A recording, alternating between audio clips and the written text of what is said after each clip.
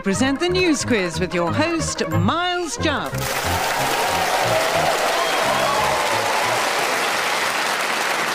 Hello, and welcome to the News Quiz. We start with a cutting from the Gloucestershire Echo, read by Corrie Caulfield. Parents and guardians are being invited to a new Gloucestershire support group to help those who have children confronting gender issues. The group arranges outings once a month. Our thanks to Mick Brunt for kicking off the series with that insinuation. Now, let's meet the teams. Will you welcome first on my right, Jeremy Hardy and Susan Calman.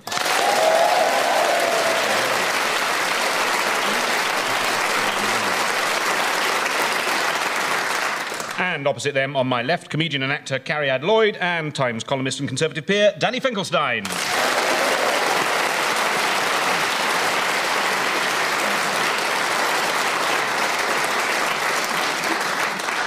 Jeremy, who's releasing their papers in response to some papers? Everybody is publishing their tax returns. Try getting a book of short stories away and Random House don't want to know. Because W.H. Smith and Waterstones are filling up with politicians' incomes. But if that drives Jeremy Clarkson's detoxing for bigots from the shelves, or means that Smiths are stocking fewer copies of Davina McCall's How to Have a Flat Stomach and No Other Qualities, then so be it. What this has shown up is that people are far less concerned generally about tax avoidance than they have been about benefit fraud, which is a minor problem by comparison. We lose billions and billions in tax avoidance, but the animus of the public is directed towards the little people. And the public are far more hateful towards people who have even less money than them, but are getting a little bit that they shouldn't get through some sort of fiddle. And if you put BBC One on in the morning and leave it on, it's a sort of rolling programme that's all the same for hours on end. And every programme has the same structure and the same voiceover, so it's like one show that slightly changes theme. It starts with people who've moved to a cul-de-sac in the suburbs of Adelaide that's very similar to the cul-de-sac in Peterborough that they left behind and only moved to destroy their children's social lives and abandon their devastated ageing parents. Then it moves on to people who fell in some water but got out okay. And then you get people who are skint and not very clever, who fiddled a bit of money off the benefits or off of an insurance company. And the bloke goes, "This stupid sod claimed he was unfit for work after being flattened by a steamroller, but 6 months later, investigators found him working part-time as a bookmark. Now he's in prison and his kids are starving."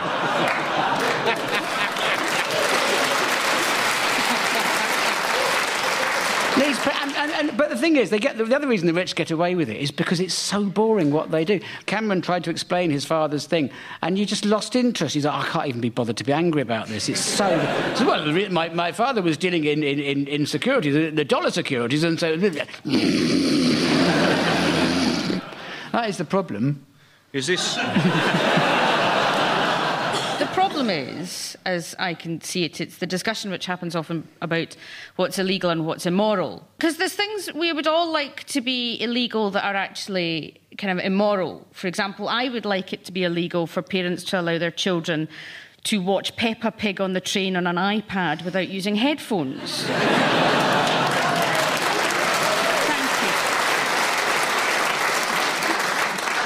The problem is, I remember when I was at university and I was learning about tax law, we were told about this 7-year issue to avoid inheritance tax, and it's something that's been happening for years.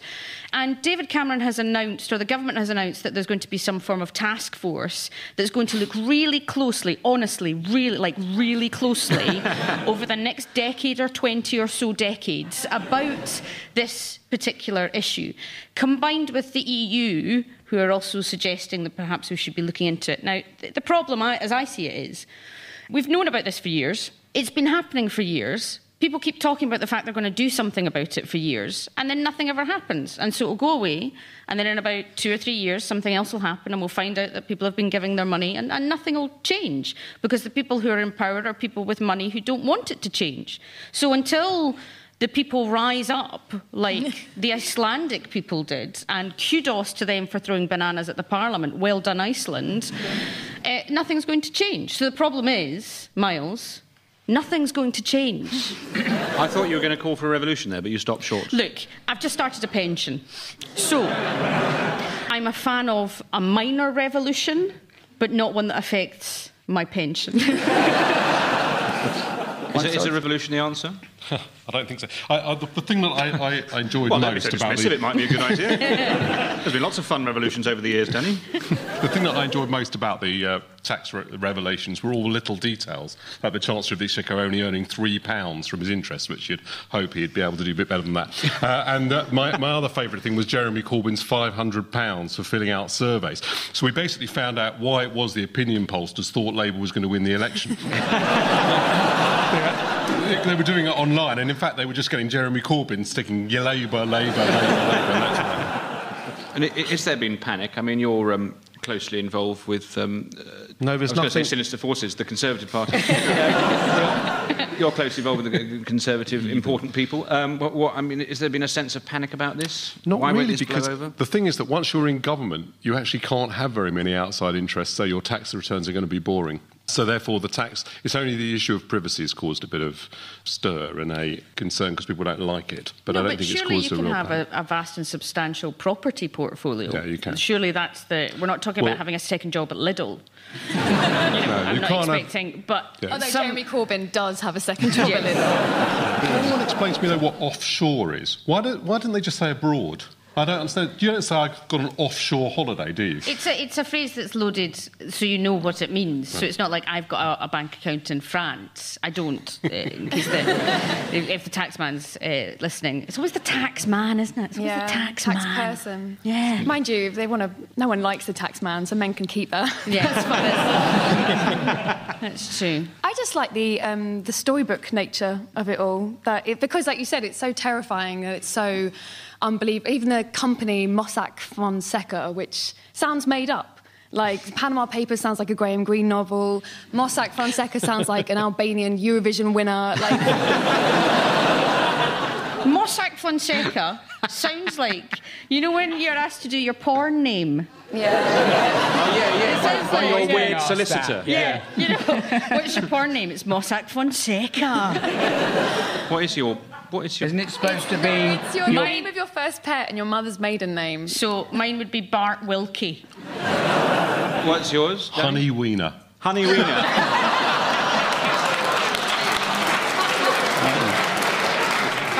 It's just that sounds like perfect. a pet name. I think the whole theory was developed just for my name, actually. That's my thing. Mine would be Andrew Stagg. I think it gives a sense. Stags, they rut, you get a sense of your sort of mounting anger. Was called Andrew. He was a mouse. That is a tough household. It was the 60s. We had fewer names in those days.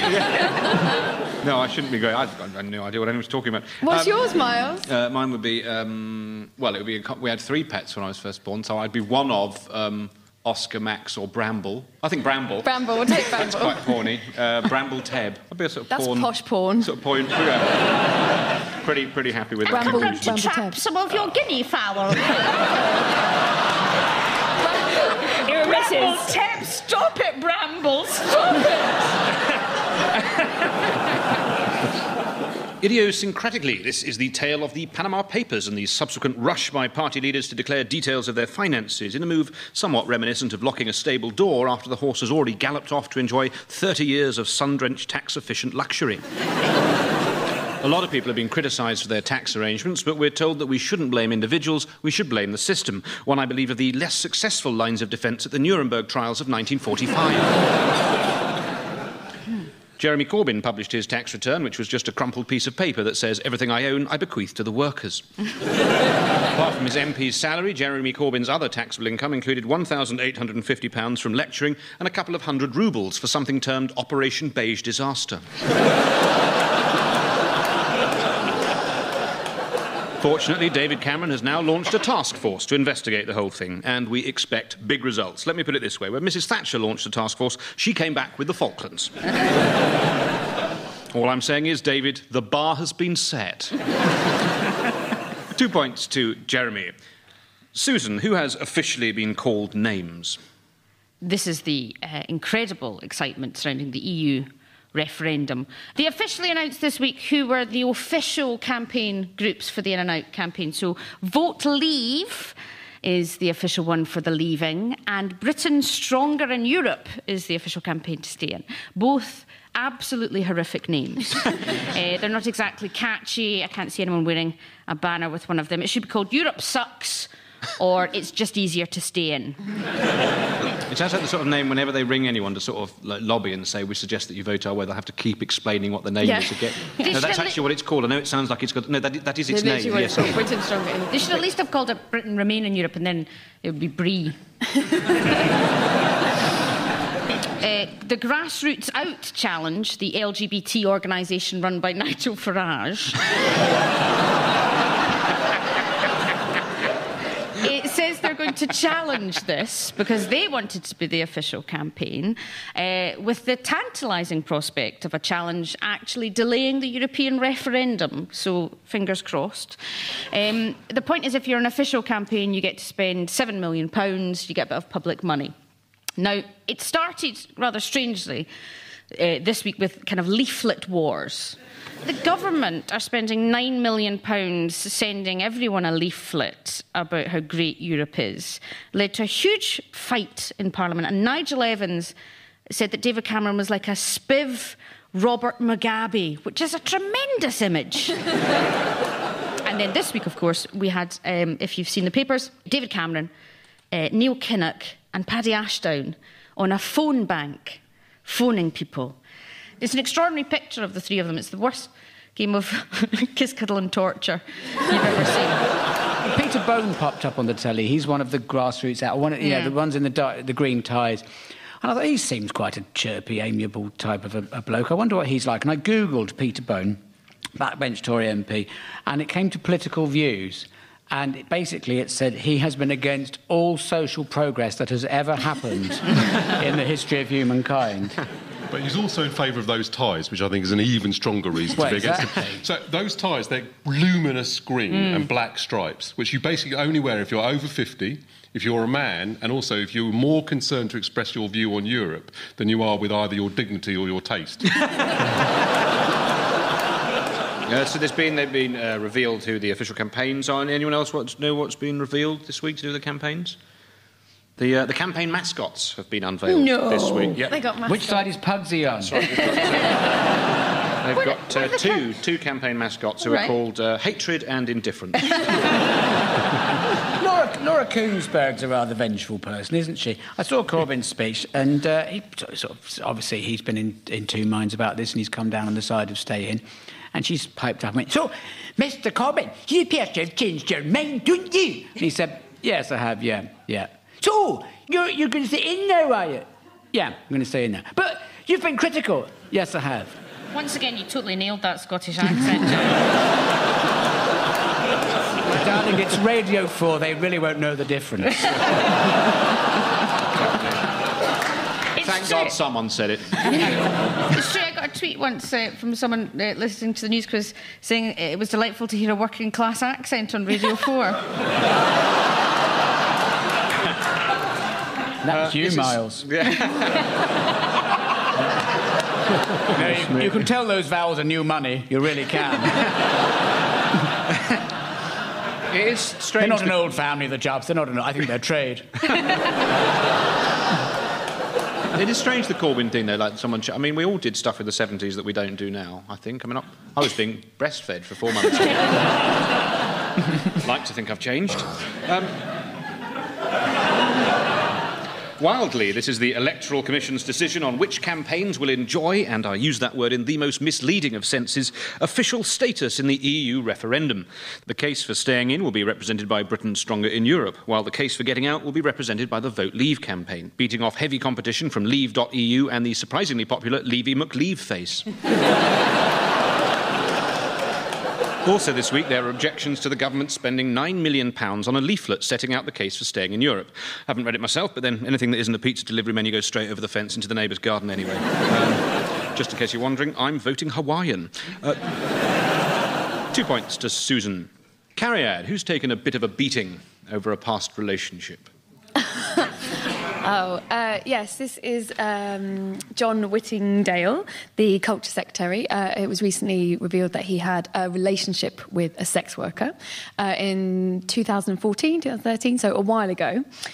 He didn't know she was a sex worker, which I think is interesting, because what did she say she did? She say she worked in Boots, W.H. Smith's. What was the lie you go for? I think she did work in Boots. Oh, she did. And 4 papers knew about this story and didn't publish it. And very sweetly, they all came out and said, we didn't think it was of public interest. It's a sort of, there is conspiracy theories about why perhaps they didn't publish this story, especially with the Leveson inquiry and the press regulations coming out. It's very interesting that they didn't publish the information they had on John Whittingdale. Presumably, he realised she was a sex worker when he got the bill. It's an interesting week press-wise, of course, because there is the celebrity super injunction, which is also kicking about at this precise moment in time. And the super injunction doesn't apply in Scotland. So I can tell you. Can you? And then I can go home and see if they can extradite me. At the same time, you've got papers saying we are not going to publish John Whittingdale because it's not in the public interest, but are spending tens of thousands of pounds trying to beat a super injunction about a threesome that a celebrity had. And they don't match up. Now, Danny, you're a man of the press, and you've presumably encountered Whittingdale. I assume you haven't dated, but where do you stand on this? Well, actually, I'm basically in favour of printing all sorts of things that other people would regard as outside the limits, because I think that actually the area of public interest is quite wide. So I take probably the same view of the Whittingdale affair as I would of the super injunction issue as well. And the problem with that story, with the Whittingdale story, is I just don't know what the other papers had, because someone was trying to sell it to them for quite a lot of money, and they may have decided it wasn't worth the money that the person was asking for it. So it's straight so I decision. just don't know why they decided not to publish it. You can speculate in the way that you have, but you just don't know. It was a dominatrix, wasn't it? I mean, what is it, Danny, about pain that we find so pleasurable? The funniest thing is that she was a sex worker, and she gave him up after 6 months when she found out she was going out with a government minister. I think there is something very, very Tory about it, to have sex with a sex worker but not even pay them a decent wage.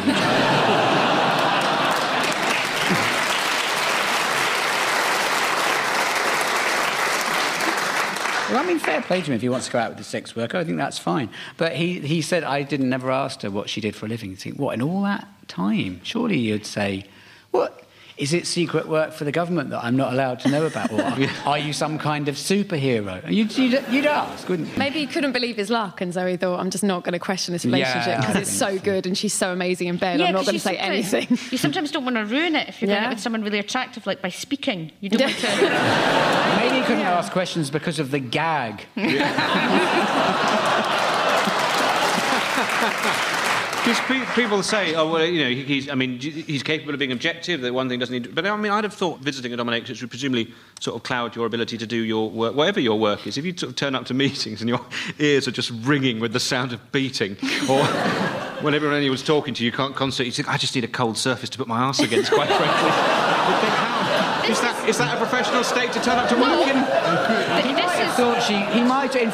might have thought she worked in a G4S run detention centre. I think maybe he thought she was a government whip. Illuminatingly, this is the story of Secretary of State for Culture, Media and Sport, John Whittingdale. Labour are calling for him to lose his powers to oversee the press after it was revealed that newspapers had for 2 years covered up his relationship with a professional dominatrix. Whittingdale told Newsnight that he did not know the woman was a dominatrix, and when he found out, he broke it off. No need to go that far, John. Just pop it back in your pants and have a think.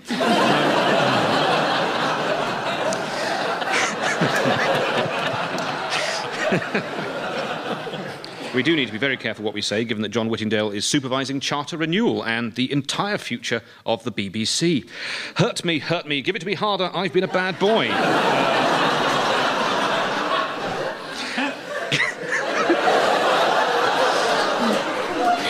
Commented a submissive Director-General during the latest round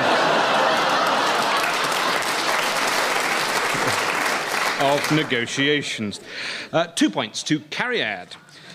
Danny, who's stealing themselves to come to the rescue? Well, Tata want to sell their steel interests in Port Talbot, and the government's been trying to find a buyer, and they have intervened to stop the closure, and they're trying to find a buyer. They're also trying to stop the EU from raising tariffs on steel, which they claim would put £4.80 on the bill that households pay for shoes, because the duty rule that keeps steel cheap also keeps shoes cheap, but it means we import a lot of steel and can't sell ours. So it's basically bad news for Wales, but good news for Imelda Marcos. So what did Tata sell the Scunthorpe plant for? £1. A single £1. I'm quite relieved because I've got to go to Scunthorpe to do a gig, and I don't want a lot of redundant steel workers stripping on the stage when I'm trying to do my humorous side swipes at politics. But yeah, the group called Greyball bought it for £1, Scunthorpe Steelworks, which is good, but guess what they're going to call it? British Steel. Yeah. So why didn't we just have British Steel in the first place? But Tata is a fantastic name, isn't it, for a company that's shutting down our manufacturing industry, otherwise known as thank you and goodbye. Do you think the shoes thing, is that just is that real? Is that a red herring thing? Is there something, if we sign up to these things, is there something that we can use in this argument? Who's paying £4.80 for shoes? What? That's ridiculous. Per week? No, that was more than you... Yes. You'd have to pay It would more. add £4.80 on And that's £2.40 per shoe. Yeah. I was in the I United wanted to know where States. those shoes came I was in from. the United States a couple of weeks ago, and they had a big advert which said, shoes, buy one, get one free. I thought that was the whole idea. It wouldn't affect me because I buy... the only benefit of being essentially an optical illusion as I am is I buy children's shoes. So I can buy... don't have VAT and are often cheaper, so I just buy kids' shoes. I mean, it can be embarrassing when they light up and stuff, but... But then they appeal to the people who made them, don't they? But cheap shoes is why Northampton's collapsed, because it used to be the centre of the world's cobbling, and now it's finished because of cheap shoe imports. Well, it's still there, but none of them are... There's only one British-owned cobbler in Northampton. Who owns the other one? How do you know these things? Because I always, I have my shoes made by a man in Northampton. No, I just make a point of chatting to shoe salesmen. I did a play in Northampton a few years ago, and I went to... there's lots of shoe shops there, so I thought, I'll go to one of the shoe shops. And I went to Trickers, which is the last independent one, and I was, we talked to people, you just talk about the area you want. I was staying there for like 2 months, and at some point, eventually, the conversation came around to shoes. I bought some red Leicester cheese in Leicester, and I looked at the packet, and it said, made in the Republic of Ireland. Is nothing sacred. Ontologically, these are the ongoing attempts to rescue Tata's steel plants amid the crisis in the British steel industry. Part of the problem is that the UK has consistently voted against higher trade tariffs in Europe, but Business Secretary Sajid Javid said that by doing so, he had managed to lower the price of the nation's shoes.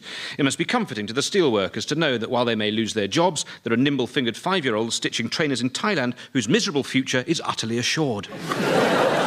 The extra cost of shoes for a British household would have been £4.80, unless you wanted steel toe caps, in which case you have to pay an extra £1, but also then own a steel factory in Scunthorpe. 2 points to Danny. And at the end of round 1, the scores are Jeremy and Susan have 4, but so too do Cariad and Danny.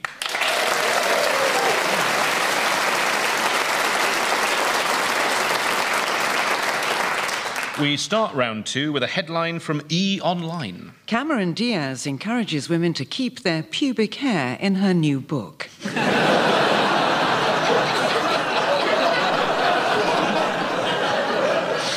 Thank you to Graham Forbes for sending us that. And how wonderful that we've somehow achieved crossover with E! Online. Whatever that may be. Jeremy, have a listen to this. Jeremy, who's been told not to jog on? Well, Radio 4's certainly up to speed, because when I started doing this programme, the music played would have been Keep On Running, and now it's the 1995 Blur hit, Parklife. OK, there's these people who are called Park Run UK, Run Park.leave. And basically they get a load of people to go running at the same time.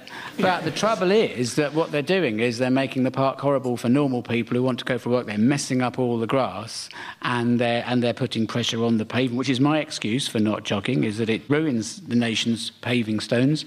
And so all they said was, could we have a few quid a year upkeep from parkrun.leave UK EU, which is an organisation, and they said, well, football clubs have to pay £6 every 5 years, so you should pay something. But the nation's joggers have gone ballistic and descended on this council, and everyone's furious. And all sorts of people like Paula Radcliffe have said, God, if people can't en masse defecate by the roadside, what the hell is happening to this country? And people have pointed out that obesity is a huge crisis and we should all be doing more exercise. They're saying that there is jogger-based erosion is the problem. Is that, how real a problem do we think jogger-based erosion is? Do you think... I mean, has anyone here been for a run in North Norfolk? Are you the reason that the whole place is falling into the sea? I've not done a park run, but I have I've recently started to do some training, and I have a personal trainer, and there's a fashion for using the parks, the outdoors. So I go to a boot camp at 6 o'clock in the morning in a Glasgow park, and we run round the park. And the first time I did it, it was pitch black in a Glasgow park at 6 in the morning. It was thrilling.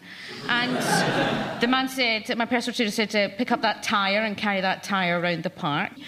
For a normal person, you can pick up a tyre. I'm too short. If you were picking up hypodermic needles and used condoms, to be honest. You could combine two tasks with one. But I had to pick up the tyre and hold it over my hand like it was like a handbag. So I was wandering in a park as if I was in a fashionable London cafe.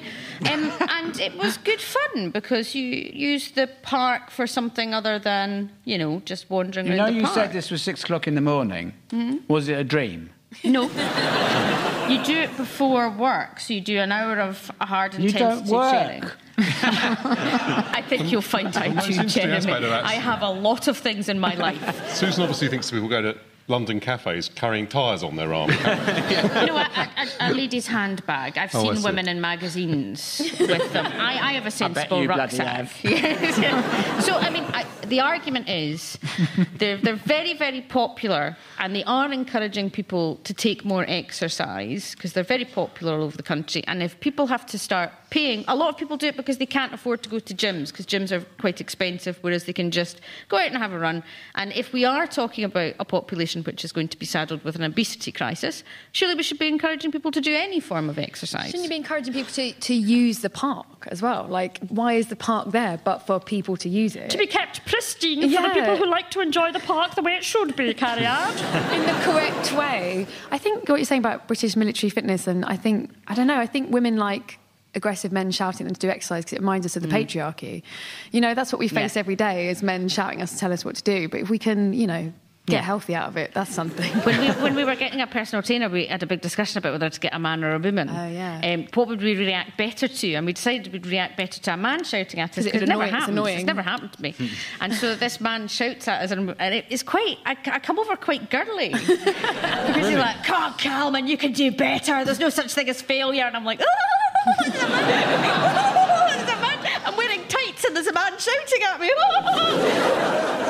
I used to have a personal trainer, a very nice man called Imran, and he'd come and, we'd go out on the streets and do sort of sprints and stuff. And there was a thing where he would sort of help me stretch, and my arms were behind my back, and he would sort of pull in my arms so they stretched. And this car screeched a hole, and these guys jumped out because they thought he was attacking me. Antibiotically, this is the news that Stoke Gifford Parish Council have decided to charge a weekly park run, £1 per runner, to cover the cost of wear and tear to the park. All this happened in Little Stoke, which used to be called Stoke until the combined activities of joggers wore away the rest of the town.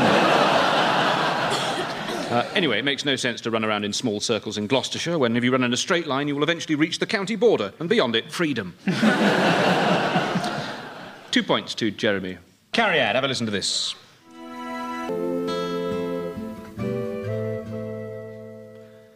Cariad, who's been accused of lifting spirits? Well, yeah, it's difficult to say who that was because in the papers this week, Led Zeppelin, who for Radio 4 listeners are a modern rock band, have finally had their case. It's been taken to a jury that they plagiarised the song Taurus by Spirit, who the classic funeral hit Stairway to Heaven is what they're claiming. I think you just played the Taurus version. Have I just proved the case? Both. That was both? Yeah. Oh, okay. So they were touring with Spirit during the late 60s, and sometimes they'd play each other's tracks, and there'd be a mashup, and someone not even the man who wrote it, someone on behalf of his estate, because he's actually sadly passed away, is suing Led Zeppelin. And the man who wrote the Taurus song is called Randy Wolf, but he performed under the name Randy California, because clearly Wolf was not an exciting surname for him. He went, no, you know what, Randy Wolf, that's not enough, but I tell you what will be, Randy California.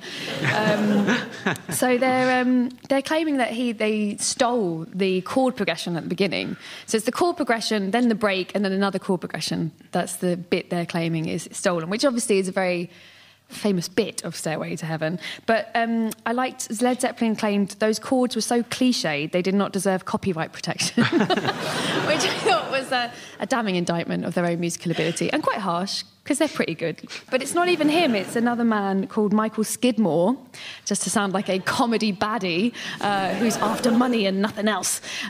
He is actually suing them on behalf of Randy's estate, because apparently before he died, Randy said, I wrote that.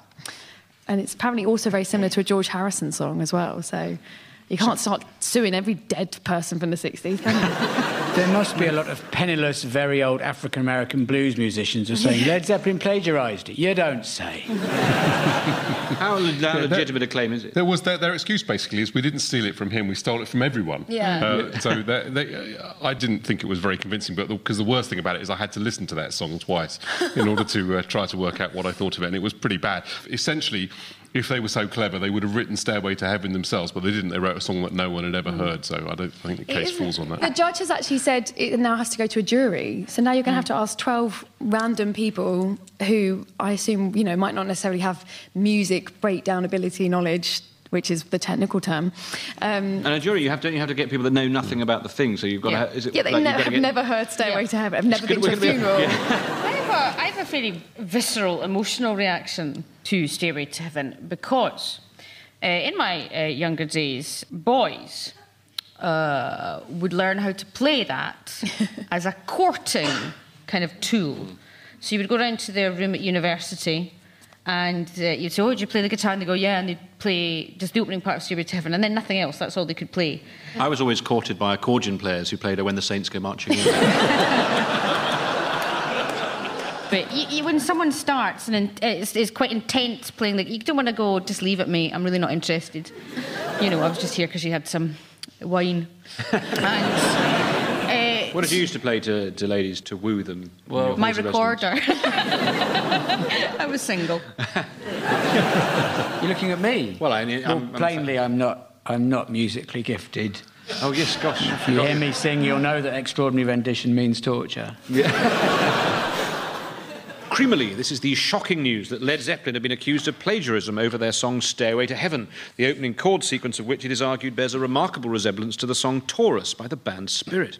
Stairway to Heaven tells the story of a woman buying a stairway to heaven. But like all popular music, it's actually about drugs, incest and the pitfalls of inadequate financial planning. I thought it was a way for old people to get upstairs when their knees go. Of course, the real victim of plagiarism in all this is the creator of the original Stairway to Heaven, listener and friend of the show, the biblical patriarch Jacob, upon whose eponymous ladder both the song and the religion of Judaism are based. 2 points to carry out. Danny, who's run away as fast as their 8 legs can carry them? Yeah, well, this is an octopus called Inky who has made an escape from the National Aquarium in Lord New Zealand. Inkelstein, they should call him, I think. Oh, dear. By breaking out of the tank, slithering down a 50-metre drain pipe and disappearing into the sea. So, in other words, gone offshore. So my favourite bit about this story is the quote from the person who's running the aquarium, Rob Yarrell, who said, "Octopuses are famous escape artists. I don't think he was unhappy with us." Now, I'm only a Jew from Pinner, but how did he know that? He would want to know what's happening on the outside. That's just his personality. This is Inky, and he's always been a bit of a surprise octopus. What is this? And then it said, we have another octopus, Blotchy, but Inky had the personality. I mean, it's just an octopus. Get real. That was the sad part of that story. Really was sad. Poor Blotchy. So Blotchy's there going, well, at least I'm still here. And the guy at the zoo's like, well, he's not got much of a personality. And poor wee Blotchy's like, no, with maracas behind him going, I can do it. He's working on an escape by making a glider out of cuttlefish. If you're in an octopus double act and you're not the personality, what do? You just provide the legs? Like, that is really hard. You'd be like Mike and Bernie Winters, wouldn't you, really? I don't know who they are. Bernie.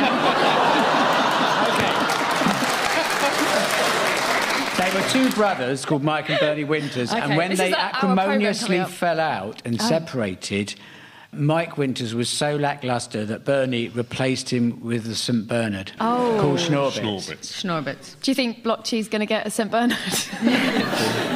It's just, when you read the story, it's an interesting one. Apparently, octopus can squeeze through the gap of a coin. Because they're not one of those giant octopuses from films. No, not one of the ones from, like, Sinbad. Not the made-up octopuses. No, not one of those. I feel like you're talking about to a child. No, not the ones from Sinbad, Jeremy. You're talking about calamari, aren't you? You're not talking about. No, just even the big ones. The octopus, they've got which was like a normal-sized. Like, if you had an octopus, you'd say that's a normal-sized octopus. Yeah. Like on the scale calamari are squid, and they're no good at escaping. Yeah, squid aren't good, but an octopus, like a normal-sized octopus. The kind that can crush a submarine, and it's 8 tentacles. No, not one of those ones. Why would one of those need to escape? It can crush a submarine. Yes. Where's it escaping from? That's a good point, Cariad. That's what I should have said. They're not going to have one that size in a zoo if it could crush a... So a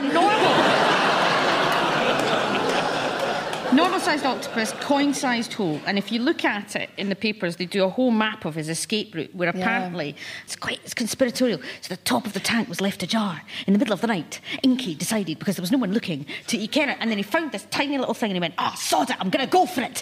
And Inky went. Now, they've said he's not been stolen. I think that's a more logical explanation. Well, that's the thing. They only suspect that he's escaped. All they know is he's disappeared. I saw that there's no video, there's no proof. They just went into the tank and he wasn't there. So he's a surprise octopus. Which bit of this don't you get? Somebody might have sold him. One of the zookeepers might have done something. Might be dodgy deals. He could have used one of his long tentacles to reach the key that was hanging on their hook by the sleeping jailer and pull it into the cage and undo it, and then knock the jailer out and put his clothes on and escape. The Guardian said the escape, we called it a brazen escape. How did they know it was brazen? They don't know. They don't even know. It's a speculation that it's escaped at all. It could be the sort of caretaker. That is delicious. I didn't know how the lid came off. I wanted to do that for years. I tell you, it could be. It's going to be, if anyone's eating Inky, it's Blotchy. The bitter octopus. So you said it didn't have a personality, did you? Exactly. I'll show you, Inky. It is nice octopus. I've eaten it. It's a bit like those things that stop you slipping in the bath. When you get... Have you eaten one of those as well? Taste-wise or texture-wise? Well, both. I do like, it's true, you're absolutely right, the idea of a surprise octopus. Wouldn't you like to get that for Christmas? Why have you bought me an octopus? No, it's a surprise octopus. When I was a child, I asked for a snake and I got a hamster. And that was a very upsetting surprise. Did you use the hamster to lure a snake? They die very quickly, don't they, hamsters? Don't even start with the story. Oh, God. Can of worms, can of worms. Damn James Dyson, damn him.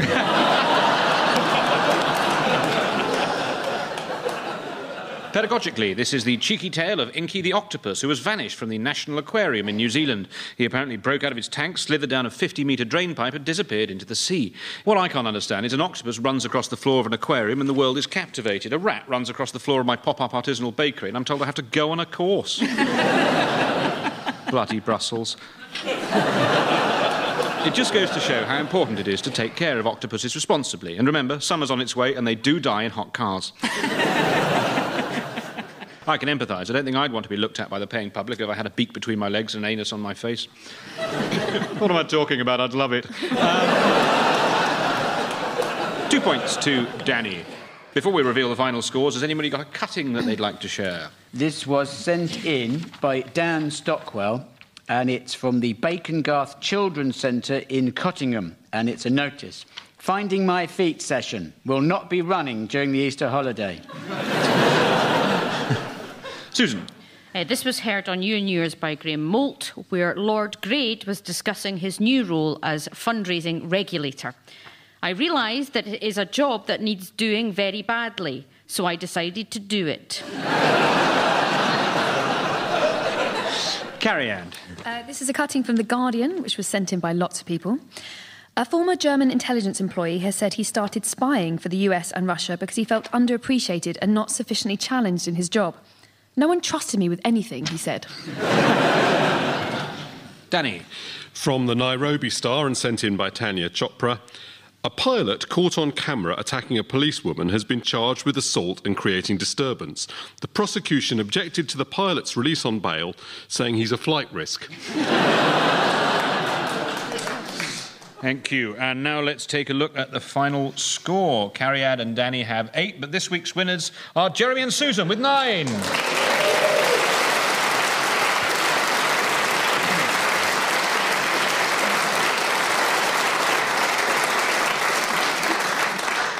Before we leave you, here is a cutting from the Royal Borough Observer, sent in by Andy Sondon. Are you a man aged over 40? Windsor Lions Club is offering free prostate cancer checks with the help of a local estate agent. And with that, goodbye. Taking part in the news quiz for Jeremy Hardy, Susan Calman, Cariad Lloyd and Danny Finkelstein. In the chair was Miles Jupp, and the news was read by me, Corey Caulfield.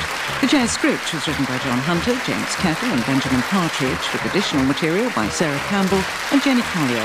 The producer was Richard Morris, and it was a BBC Radio comedy production.